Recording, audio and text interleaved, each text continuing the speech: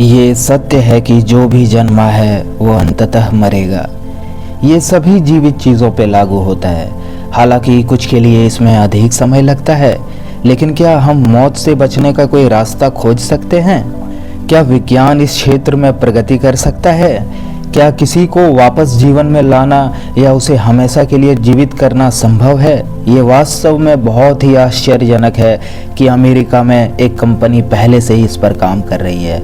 वो मौत को धोखा देने का एक तरीका ढूंढने की कोशिश कर रहे हैं और वो इस पर बहुत मेहनत कर रहे हैं। जिस तरह एरोप्लेन की डिज़ाइनिंग को एरोनॉटिक्स कहा जाता है, इलेक्ट्रिक डिवाइसेस की डिज़ाइनिंग को इलेक्ट्रॉनिक्स कहा जाता है और रोबोट की डिज़ाइनिंग को रोबोटिक्स कहा जाता है, इसी तरह इंसान की बॉडी को प्रिजर्व किया जाता है ताकि वो दोबारा जिंदा किया जा सके। इस फील्ड को क्रियोनिक्स कहा जाता है। एक्सपर्ट को पूरा उम्मीद है कि आने वाले 50 से 70 सालों के बाद मेडिकल साइंस इतनी तरक्की कर लेगी कि वो इंसान को मरने से रोक सके या फिर मरे हुए इंसान को वापस जिंदा भी कर पाए। इसी वजह से जिन लोगों को मरने के बाद वापस इस दुनिया में जिंदा होने का शौक है, वो मेडिकल साइंस पे इतना भरोसा भी रखते हैं। उनके लिए अरिजोना में कोर नामक कंपनी का हेड ऑफिस मौजूद है। बाहर से देखने पर यह ऑफिस किसी आम ऑफिस की तरह लगता है, लेकिन बिल्डिंग के सेंटर में एक अजीबोगरीब मंजर देखा जा सकता है। धुआं छोड़ते हुए इस स्टेनलेस स्टील के इन बड़े बड़े कंटेनर्स में लगभग 300 लोगों की डेड बॉडीज मौजूद हैं और 33 पेट एनिमल्स को भी यहाँ दोबारा जिंदा होने की उम्मीद में फ्रीज किया गया है। यहाँ इंसान की मौत को उस अंदाज से नहीं देखा जाता जैसे हम देखते हैं, बल्कि अल गोर टीम का भी मानना है कि ये लोग एक नॉर्मल इंसान हैं। बस उनका दिल नहीं धड़कता, वो एक लंबे अरसे तक चुपचाप सो रहे हैं। इसके अलावा इनकी बॉडी का हर एक पार्ट बिल्कुल परफेक्ट कंडीशन में है। हम ये भी कह सकते हैं कि इन 300 लोगों के लिए वक्त अगले कई दशकों तक रुक गया है।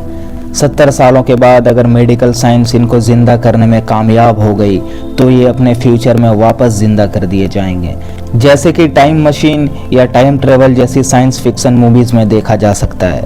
इन कंटेनर्स के अंदर इतनी ठंडक है जितनी दुनिया के सबसे ठंडे इलाके आर्कटिक में भी नहीं होती। लिक्विड नाइट्रोजन गैस से भरे हुए इन कंटेनर्स के अंदर टेम्परेचर -196 डिग्री सेल्सियस होता है, जिसको कंप्यूटर की मदद से 24/7 कंट्रोल किया जाता है और पावर आउटेज की सूरत में बैकअप जनरेटर्स भी मौजूद हैं। एक बड़े कंटेनर में 4 फुल बॉडी पेशेंट और 5 न्यूरो पेशेंट यानी सिर्फ उनके सर मौजूद हैं। जी हाँ, ये छोटा कंटेनर सिर्फ इंसान के सिर और चेहरे को फ्रीज करने के लिए बनाया गया है। 300 में से 116 पेशेंट ने सिर्फ अपने सिर प्रिजर्व करवाए हैं, जिससे उनका ब्रेन और उनमें मौजूद तमाम मेमोरीज और डेटा 100% सेफ हो। और रिसर्चर्स का मानना है कि जब इनको वापस जिंदा किया जाएगा तो इनका सिर्फ सर और ब्रेन इनका अपना होगा, जबकि इनके बाकी बॉडी पार्ट्स आर्टिफिशियल होंगे। इनको अपने मरने से पहले की तमाम चीज़ें अच्छी तरह से याद होगी और वो अपने ब्रेन का वैसा ही इस्तेमाल कर पाएंगे जैसे एक नॉर्मल इंसान करता है। इनकी आर्टिफिशियल बॉडी इनके अपने ब्रेन से सिग्नल रिसीव करेगी और इनका आर्टिफिशियल हार्ट वैसे ही ब्लड को पंप करेगा जैसे असली दिल करता है। लेकिन सवाल ये है कि ये सब कुछ मुमकिन कैसे होगा? क्रियोनिक्स इतना सिंपल भी नहीं है जितना हमें नजर आ रहा है। सिर्फ लिक्विड नाइट्रोजन में बॉडी को डाल देने से काम नहीं चलेगा, बल्कि ये एक फुल प्रोसेस है और बहुत कॉस्टली भी।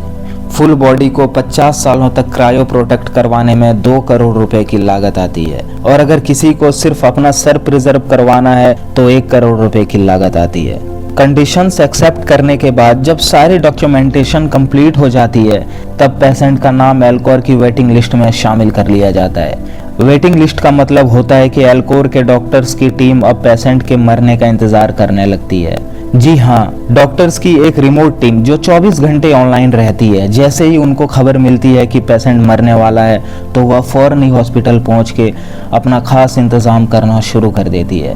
पेशेंट के मरने के फौरन बाद उसको 1 घंटे के अंदर एल्कोर की फैसिलिटीज में लाया जाता है और उनके बॉडी को प्रिजर्व करने का प्रोसेस स्टार्ट कर दिया जाता है। एक्सपर्ट्स का मानना है कि मरने के बाद जितना जल्दी उस पर प्रोसेस स्टार्ट कर दिया जाएगा, उतना ही उसको दोबारा जिंदा होने के चांसेस बढ़ जाते हैं। लेकिन वो कौन सा प्रोसेस है जो दोबारा जिंदा करने के लिए बहुत इंपॉर्टेंट है। मरने के बाद इंसान का दिल बंद हो जाता है और इसके साथ ही ब्लड का फ्लो भी रुक जाता है। जब बॉडी की डिफरेंट पार्ट तक ब्लड की सप्लाई नहीं पहुंचती तो एक एक करके ये पार्ट्स भी फेल होना स्टार्ट हो जाते हैं। मरने के बाद से लेकर क्रियोनिक प्रोटेक्शन का प्रोसेस स्टार्ट होने तक पेशेंट के अंदर ब्लड का फ्लो चालू रखना ज़रूरी होता है। ब्रेन और अलग ऑर्गन्स तक ब्लड पहुंचता रहे, इसके लिए पेशेंट के चेस्ट पर मैकेनिकल पंप लगाया जाता है जो आर्टिफिशियली उसके ब्लड को बॉडी पार्ट्स तक पंप करता रहता है। लेकिन मामला यहाँ ख़त्म नहीं होता, इसके बाद ऑपरेटिंग रूम में स्टार्ट होता है। यहाँ पेशेंट की बॉडी से सारा खून एक पंप की मदद से निकाल लिया जाता है। उस खून की जगह एक खास केमिकल वापस बॉडी में डाल दिया जाता है। यहाँ ये समझना ज़रूरी है कि इंसान के बॉडी में 60% पानी होता है। अगर इसको ऐसे ही लिक्विड नाइट्रोजन में डाल दिया जाए तो बॉडी सेल्स के अंदर का पानी क्रिस्टल बन जाएगा, जिसकी वजह से बॉडी सेल्स टूट जाएंगे और फिर वो किसी भी सूरत में वापस रिपेयर नहीं हो सकते।